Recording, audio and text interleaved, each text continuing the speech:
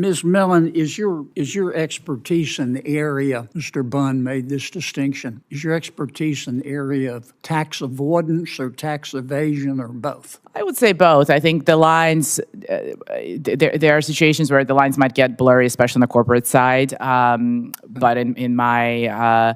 it's both? It's both. In short, it's both. Do you believe that there are major American corporations that are cheating on their taxes? I think yes, there are cases where the transfer pricing regulations are not being followed, and Mr. Curtis's testimony speaks to that. Name the 5 American corporations that are the biggest tax cheats. Well, this is a question for the IRS. It's their job to enforce the laws. So I wouldn't. But that's a pretty serious allegation you made there, and I'm just asking you who they are. There are cases pending against a number of companies until those cases conclude. It's not. Who do you think they are? You're an expert in this area. Welcome back to Hot News Today. If you love sharp debates and fiery exchanges from Capitol Hill, you're in the right place. Today, we dive into a heated Senate Budget Committee moment. Senator John Kennedy faced off with Dr. Milin, a tax policy expert, over claims of corporate tax dodging. This wasn't your average back and forth, it got heated fast. So it starts off pretty civil. Senator Kennedy asks Dr. Milin a straightforward question. Is your expertise in tax avoidance or tax evasion? Or both? Milin replies, both. Fair enough, right? But then Kennedy presses, do you believe major American corporations are cheating on their taxes? Milin hesitates, then says yes, at least in some cases.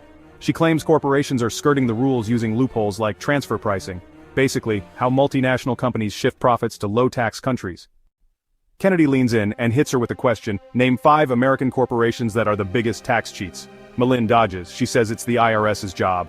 Kennedy fires back, but you made the allegation. I'm just asking you, you talked a lot, and I've read some of your writings about American corporations cheating on their tax. I'm just asking you who they are. I wouldn't use the word cheating. I think that they are taking advantage of the gray zone. You used it in your testimony. I'm sorry? You used it in your testimony. I'm not trying to trick you. I just want to know you have been very vociferous in saying that American companies are cheating, okay? That's America, you're entitled to your opinion, but you're an expert, and just tell me who they are. I stand by that. I think that there is evidence to suggest that some of these companies and the IRS has pursued cases against a number of the companies that Mr. Curtis has analyzed, including Apple and Microsoft and Facebook and Coca-Cola. Is Apple a tax cheat?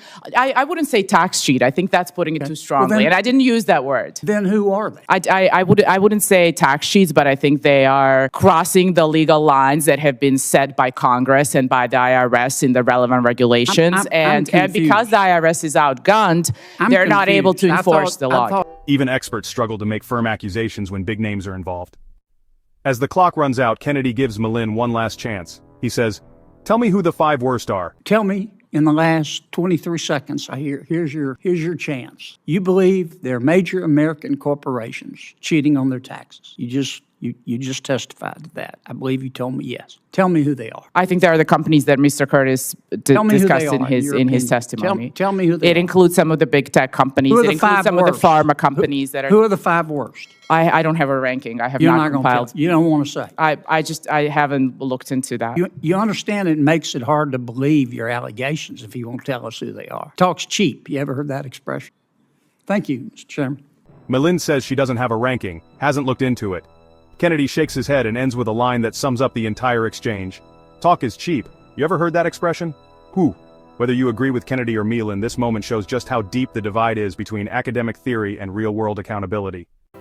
So what do you think? Is Milin raising real concerns about tax loopholes, or is Kennedy right to demand names and evidence? Let me know in the comments. I want to hear your take. Love raw political moments? Smash subscribe and turn on notifications. Until next time, stay informed, stay sharp.